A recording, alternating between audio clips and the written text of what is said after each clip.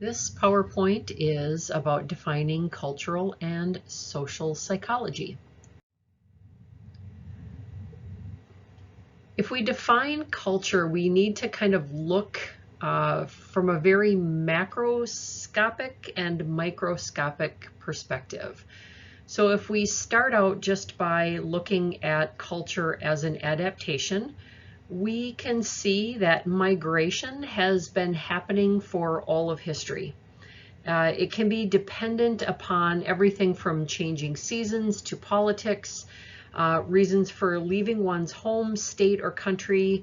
Can be seen more from the perspective of safety seeking or survival-based behaviors, especially in relation to past patterns. The adaptations come with the people. They don't just automatically take on the traits of the culture where they move to. They bring with their family traditions, food, ways of dress, and speaking. It is most often the children that adapt first to a new area. If we look at learning as shared ways of being, it is ultimately about those adaptations to the environment as a means of survival. And by using the resources and materials available, meaning is made as a way to understand their existence. The values, beliefs, and ideologies are passed down through generations. We carry these adaptations with us not only physically, but also on a mental, emotional level, so that we can kind of construct and make meaning and relate to others as familial people as well as new people we come in contact with. So knowledge of the world, beliefs, and meanings. So the meaning making aspect is helpful from a psychological perspective because it gives individuals and groups a chance to make sense of the world around them. We look for familiarity for safety, and this can lead to bias for or against someone or something. As everyday actions, part of everyday activities, routines, and practices that begin through observation and participation within the family of origin. And then community practices and language help us to form meaning-making perspectives. Those internal pieces apply also to external groups. So this really means how we interact with nature or the environment through the five senses, that our inner world is affected by our outer world, and that how we interact with the group is a reflection of how we organize our inner world. There are some theories that are related to culture and social psychology, and this includes some of the more predominant theories, including Bandura's social learning theory, Vygotsky's social cultural theory of development, and Bronfenbrenner's ecological system theories, as well as a couple of others. So we'll start out looking at social learning theory. This is based on the belief that conditioning and reinforcement processes did not fully explain all of human learning. Bandura is the most well-known for increasing the understanding of human behavior through observational studies about learning. His social learning theory stresses the importance of imitation and modeling. Some of the core concepts include learning through observation. So it does not actually require watching another person's behavior. It can be listening to, reading about, hearing about, or watching. This has set the stage for a great deal of criticism around music genres, video games, television programs, and movies. So we can have live model demonstrations or acting out behavior that is witnessed firsthand. Symbolic modeling is about real or fictional characters displaying behavior. Verbal instruction model is about descriptions or explanations of behavior. And that leads us to those internal states. So learning is not entirely, again, about watching or hearing what someone else does, what their actions or their behaviors are. The mental and emotional state of a person also plays a role.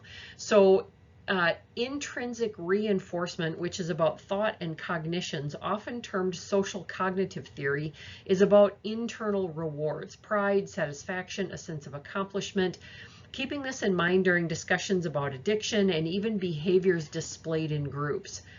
The thing to remember is that learning does not equal changed behavior. We often emphasize displays of behavior as proof that something has been learned. However, learning and behavior do not necessarily go hand in hand. Studies have shown that learning can take place without the demonstration of an immediate behavior change. Some of the key factors in social learning theory include attention. So what is attended to is what is learned. Novelty is likely to draw a person's attention away from whatever it was that they were doing to focus on that particular thing that's drawing our awareness. This is evident in the bombardment of sights and sounds in our environment and the increase in people's self-described attention deficit disorder. There's also retention. This is about the ability to store and recall information. Reproduction, paying attention to and retention of modeled behavior increases the likelihood of future displays of that behavior. And motivation. So there needs to be a motivational factor involved in learning behaviors. This is one reason why popular personalities are oftentimes used to create change in others' behavior, to elicit behavior change. They're oftentimes also criticized for the displays in what is labeled bad behavior. Reinforcement and punishment also plays a role in motivation. Let's move on to sociocultural theory. This is about how society contributes to an individual's learning and development. This is applicable in education, socialization, and play. It was developed by Lev Vygotsky, who believed that social interactions play a critical role in development and learning in children, that imitation, guided, and collaborative learning are vital in the process. Vygotsky's work is not as well known as some other theorists due to the fact that he passed away at the age of 37 in 1934, and his work was actively suppressed by Stalinist Russia. So what is it? Learning is largely a social process. The influences and interactions of those around us shape what and how we learn. The development of our values, beliefs, and enculturation is through those interactions.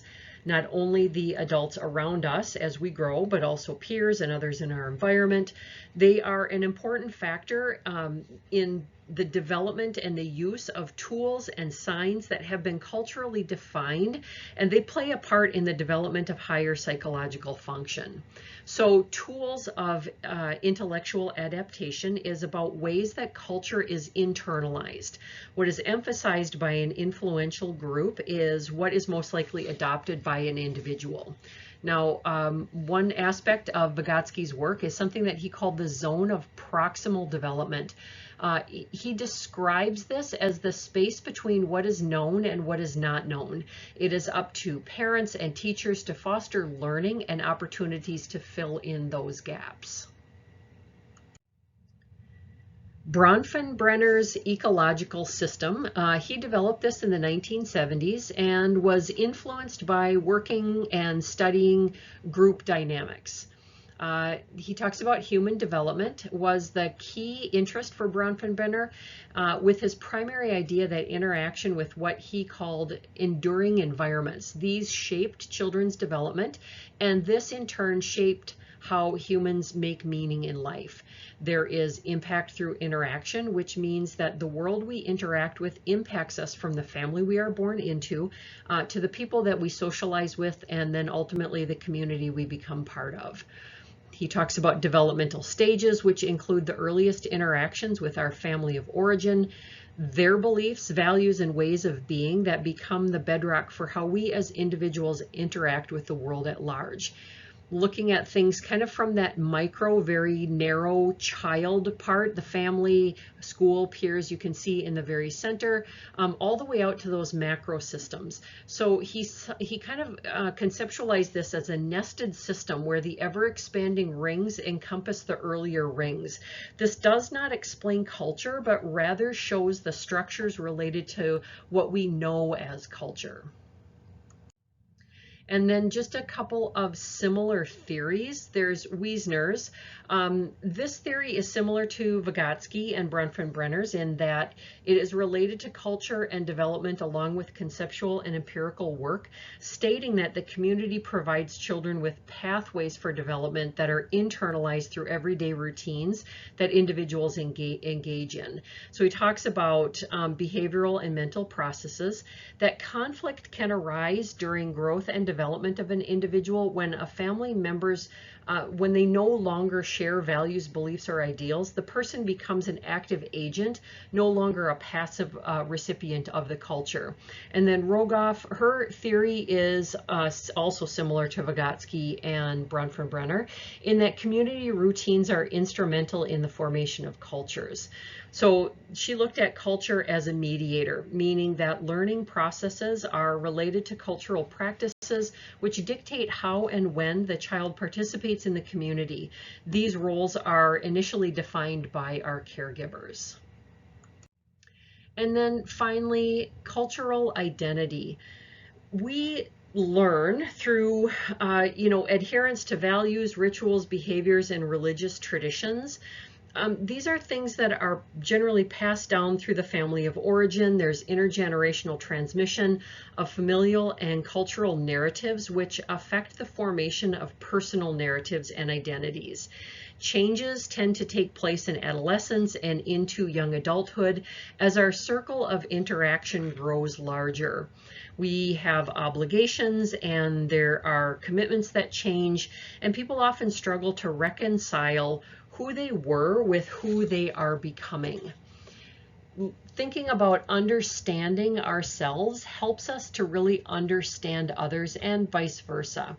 So in cultures where families share stories about individuals' lives and the lives of ancestors, those people tend to have healthier psychological well-being regardless of the cultural identity, which kind of brings me to that foundational piece of collectivist, individualist, and mixed cultural identities. So in a collectivist culture, they tend to be toward the group rather than what is about the individual. So it's what's best for others, not what's best for the individual. So some examples would include countries like China and Japan, where again, the good of others is put before the good of the individual. There's no judgment around this. It just is kind of the way that it is. And there's always variations, of course. And then with individualist cultures, these are the cultures that see personal autonomy as the most important way of being. So some examples include those of us in the United States and in many European countries. And then there are truly cultures where they are mixed. They embody both seeing as equally important, that cultivating relationships and personal autonomy are the primary goal. A really good example of this are the Maori people in New Zealand. They truly have a mixed culture where family and individual, group and individual are equally important. Our global identity, it's kind of obvious that with increasing access to people in groups that live hundreds and even thousands of miles away, it is ever more important to be aware of how we impact others and how we are impacted by others, as well as how we are seen. So if we look at culture as a microsystem, so we are part of the systems in which we are born and raised as much as those systems are part of us. We learn through those closest to us in that their traditions, values, and beliefs are passed down consciously and non-consciously. We tend to think that what we've always known is the way that it should be and it always will be. But however, things change.